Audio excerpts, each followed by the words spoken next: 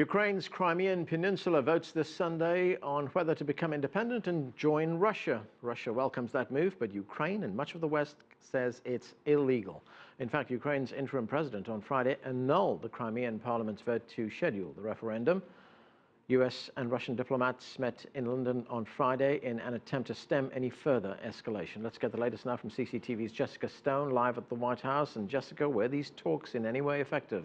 They were not, and in fact, there is nothing new to report out of those 6-hour meetings between Russian Foreign Minister Sergei Lavrov and U.S. Secretary of State John Kerry.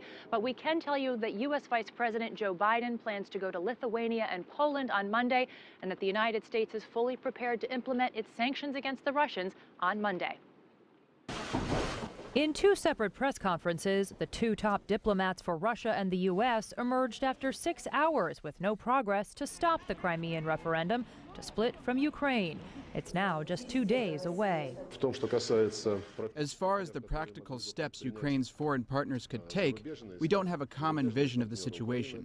Differences remain. After much discussion, the foreign minister made it clear that President Putin is not prepared to make any decision regarding Ukraine until after the referendum on Sunday. Is that too late? Well, it's certainly too late with regards to the referendum, which we believe is not valid. The White House has guaranteed it will respond with sanctions as early as next week. Europe's foreign ministers meet Monday in Brussels to consider their response. Let me assure you that our partners also realize that sanctions are a counterproductive instrument. Meantime, the Reuters news agency reported the arrival of Russian troops and armor in Crimea ahead of Sunday's referendum.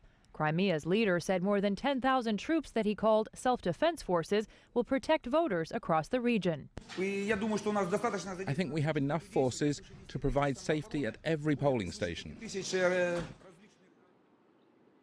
And Russia has made no promises not to annex Crimea if the Crimeans vote to join Russia. Meantime, the U.S. Congress is still contemplating and voting on tougher sanctions against Russia. And we should also note that we're seeing a lot of movement in Treasury securities in the Federal Reserve of the United States, an indication that a lot of foreign central banks are pulling out their money. There's a lot of speculation here in the United States that that's Russia moving its money around before those sanctions go in place next week.